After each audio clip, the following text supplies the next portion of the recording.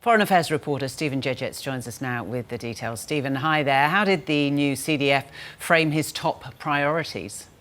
Look, I wouldn't say, Lorna, there were any radically new or surprising priorities from Mark Hammond, but you did get perhaps a bit more of a sense of urgency from him, at least in the language that is used, about the need to, as he puts it, deploy every second of time that we've got, every dollar and every person to try and make the Australian Defence Force as lethal and effective as possible. So you do get a real sense from the CDF that he is a man in a hurry, that he feels like there's an awful lot that has to be done to try and boost Australia's military capability, particularly, of course, at a time when we are seeing China plough vast resources into expanding its own military capabilities, including its missile and nuclear capabilities, and at a time when a number of countries in the region are investing much more heavily in defence. The risk for Australia, of course, at least from his perspective, is that we get left behind, particularly if defence continues to delay projects or perhaps deliver them too slowly. That's been a common criticism across many generations of defence ministers and CDFs, and it's clearly something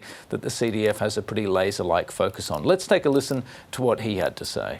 We've got to optimise the use of every cent, every second and every person to maximise the lethality and warfighting potential of the Australian Defence Force, while also enhancing the wellbeing and resilience of our people. Ultimately, that is the duty that we are charged with in a very resource-intense environment, against a strategic environment which is both fragile and unpredictable. So you'll see a real sense of urgency and a prioritisation of the application of resources whilst I'm in command of the Australian Defence Force. Stephen, what did he have to say about the new technologies which are key, obviously, to modern warfare? Yeah, there's been a lot of discussion about this, and today actually the CDF was launching a new technology paper, a roadmap if you like, which identified 6 key areas that the Defence Force is going to focus on when it comes to investing taxpayer dollars into new defence technology. And obviously this is work that's happening not just here in Australia, but in large part overseas. And perhaps the most vivid demonstration of that shift has been in Ukraine, where we've seen the Ukrainian forces in their war against Russia and its invasion deploying a staggering array of sometimes cheap and very effective drones to decisive effect. Now, we heard again from the CDF about that. He said some of the lessons that have come out of both Ukraine and the Middle East have been, quote, eye-opening. And he talked a bit about that extraordinary raid that was carried out about a year ago now, or perhaps a little bit more, upon Russia's strategic bomber fleet by a large swarm of very cheap Ukrainian drones. Let's take a listen to what he had to say about the lessons from that. One of the greatest examples, I think, is about 117 drones worth about $1,000 each being employed by Ukraine and with devastating effect on Russia's strategic bomber capability, about $7 billion worth of damage. That, to me, is a shining example of the utility and cost-benefit offering of uncrewed systems. Stephen, it sounds like the CDF also fielded questions on some of the, shall I say, thornier issues facing the military right now.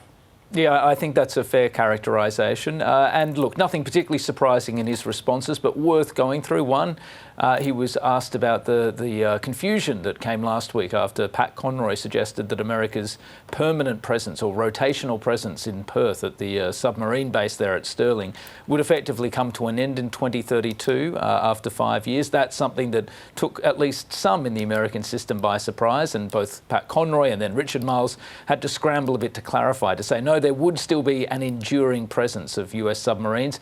That was a point that was echoed today by Mark Hammond, saying yes, the US would remain there. He also said it needed to be seen in a historical context, pointing out there were major US submarine fleets, or at least submarines operating from Stirling back in World War II when they conducted some 300 patrols during wartime. So an interesting response there. And then just briefly on the very high profile allegations that have been made against a former senior member of the military. That court-martial case is coming up to a Canberra court before too long. Unsurprisingly, the CDF was asked about it, but he basically refused to comment, saying he couldn't talk about it because it was before the court, before a statutory authority that exists separate to the main chain of command, and also pointing out there was a suppression order on it. So no real comment from the CDF on that, but I don't think it's the last we'll hear about this case, particularly as it begins to wend its way next month through the military court system.